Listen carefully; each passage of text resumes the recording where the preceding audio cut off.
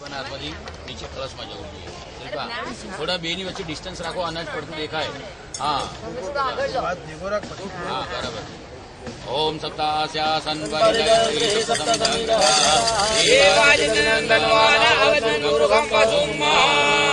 सप्तधानी निक्षेपेत अंदरथी नागदेवतानी मूर्ति आपो.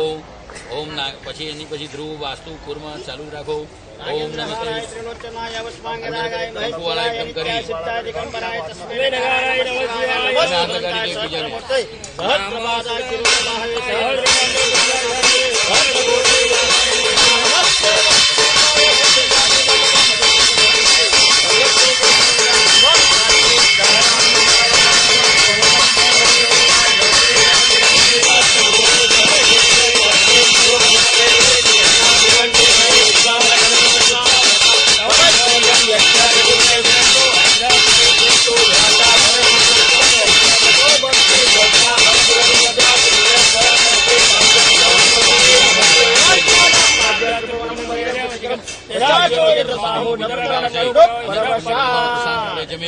ओम हिरण्यवर्णाम हरिणीम सुवर्णरजाम હવે આ શિખરજીની માટી છે એ અંદર પધરાવો. ઓમ હિરण्यवर्णाम हरिणीम सुवर्णरजाम ચંદ્રામણીમ લક્ષ્મીમ જાતવેદો મમાવહ. આ ત્યાંનો પ્રસાદ જે બધો છે બધો અંદર પધરાવી દો. ઓમ સર્વમંગલ માંગલ્ય શિવે સર્વાર્થ સાધિકે શરણ્ય ગૌરી નારાયણી પંચરત્ન આપો. ભાઈ પંચરત્ન એ પડ્યા. હા અહીં આપો. પંચ ધાતુ આપો અંદર આપો. આપો એમના હાથમાં આપો. બોલી નાખો. અંદર પધરાવો. हिरण्य गर्भ गर्भस्थम हिम बीजम शांति प्रयच्छमि. ओम पंच धातवे नमो नमः. कनकम पुलिशम नीलम पद्मरागश्च मोतिकम एतानि पंचरत्नानि रतेन क्षिपाम्यहम्. हिरण्यगर्भः समवर्तताग्रे भूतश्च जातः पतिरेकासित सदाधार पृथ्वीं यामुते मा तस्मै देवा अविखाम विधेम. पारो આપજો. ચણોઠી આપો. કમળ કાકડી આપો. કોડી આપો. કોડી મળી તો પછી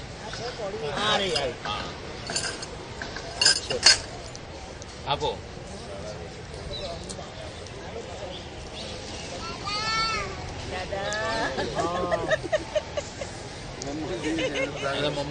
બોલતો થઈ ગયો છે.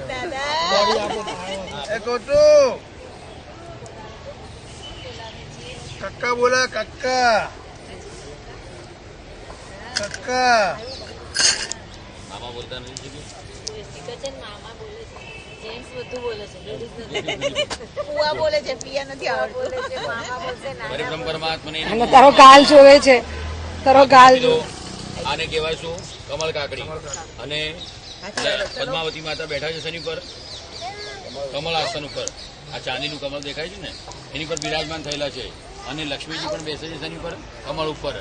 અને કમળ કાકડીને જે ધાણી થાય એ ખાઓ તો લક્ષ્મી વધારતા આવડી જાય. લક્ષ્મી સાચવતા આવડે. લક્ષ્મી વાપરતા આવડે. લક્ષ્મીનો ઉપભોગ કરતા આવડે. ત્યારે કમળ કાકડીની ધાણી ખાઓ ત્યારે.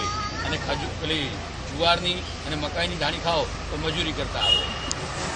આની ધાણી ખાધી છે કે નહીં કરી? ખાધેલી છે. યાદ નથી. મખાણા કહીએ ને વ્હાઈટ વ્હાઈટ થર્મોકોલ જેવા આવે પંજાબી શાકમાં નાખેલા આવે છે એ મખાણા. એ આ કમળ કાકડી ફોડો એટલે અંદરથી ફૂટીને એની ધાણી થાય એ મખાણા. અને એ મખાણા ખાઓ તો કોલેસ્ટ્રોલ કંટ્રોલ રાખે. જીરો હોય એમાં, જીરો હોય એકદમ. એટલે એ શરીર માટે બહુ સારું. હૃદય રોગીઓ માટે બહુ સારું. એને વધારામાં લક્ષ્મીની વૃદ્ધિ કરે. તમને એ ખાવાથી લક્ષ્મી ક્યાં છે કેવી રીતે લાવી એ બધું આવડત આવી જાય. ન આવડતું એને આવડી જાય. આવડતું એને ડબલ આવડે. અંદર પધરાવો. ओम श्रीश्च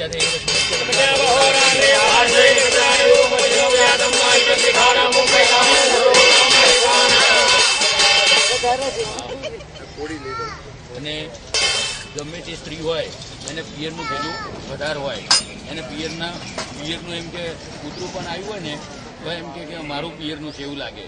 અત્યારે આ મજૂરો મજૂરી કરવા આવ્યા છે ને આપણે, અને એમાંથી કોઈ એમ કે અમે ખરાબ ના છીએ તો શિલ્પાના મોઢા ઉપર સ્માઇલ વધારે આવે. પેલા 2 રોટલી વધારે આપે, ગરમ ગરમ આપે.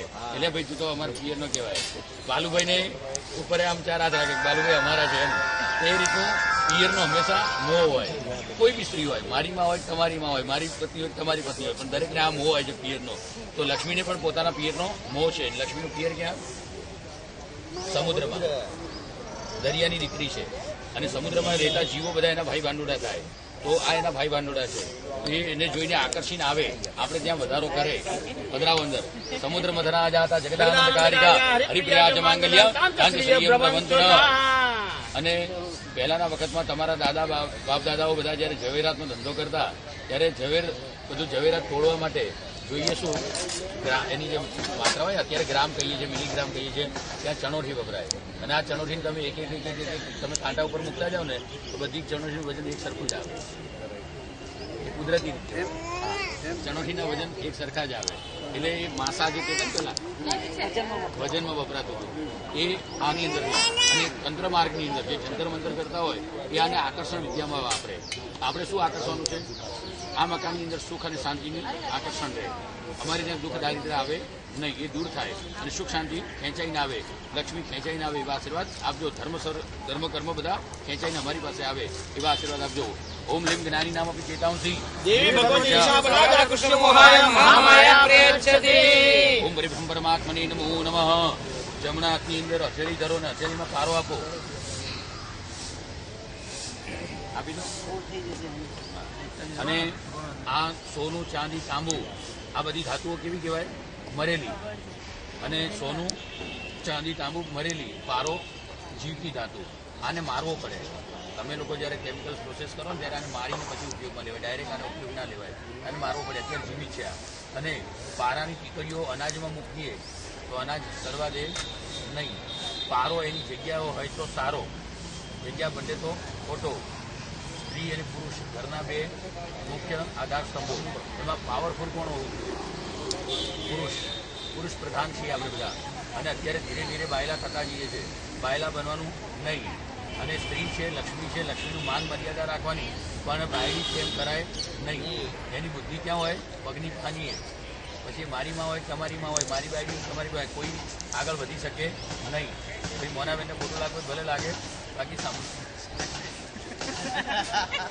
કેટલા લેડીઝ છે બધાને ના પેલા બધા લાગે. આ તો સમજીને બેઠા છે કે ભાઈ આપણે જે છીએ મર્યાદામાં છીએ. અને જમીનમાંથી જ્યારે સોનું નીકળે ને ત્યારે માટી સ્વરૂપે હોય છે. એને પ્રોસેસ કરવા માટે પારો જોઈએ. અને સોનાને સુધારવા માટે પારો જોઈએ. અને બનેલા સોનાને બગાડવું હોય તો પણ પારો જોઈએ. બરોબર, કશું નહીં થાય. એને બગાડવો હોય ને તોય પારો જોઈએ. આ પારો જો અત્યારે ગોલ્ડને સ્પર્શ કરી દો તો આ જે યલો છે વ્હાઈટ થઈ જશે. અને જ્યાં એના રેણ મૂકેલા છે ને એ બધા ક્રેક થઈ જશે. જ્યાં સાદા મારેલા છે ને એ બધું ખટાખટ કૂદવા માંડશે. આ પારામાંથી તાકાત હોય. એક મ્યાનમાં બે તલવાર રહે નહીં. આટલો ગટગટાઈ જાઓ તો રોમમાંથી ફૂટીને બહાર આવે અથવા તો અંદરવાળાને બહાર મોકલી. બેમાંથી એક જણ અંદર રહી શકે. અને આ છે ને આપણી આ હૃદય રેખા છે. અહીંયા મસ્તક રેખા અને નીચે જીવન રેખા. આમ હથેળી દબાઈ અને હૃદય રેખામાંથી ધીરે ધીરે પારાને અંદર પધરાવો. ઓમ જુમ શ ઓમ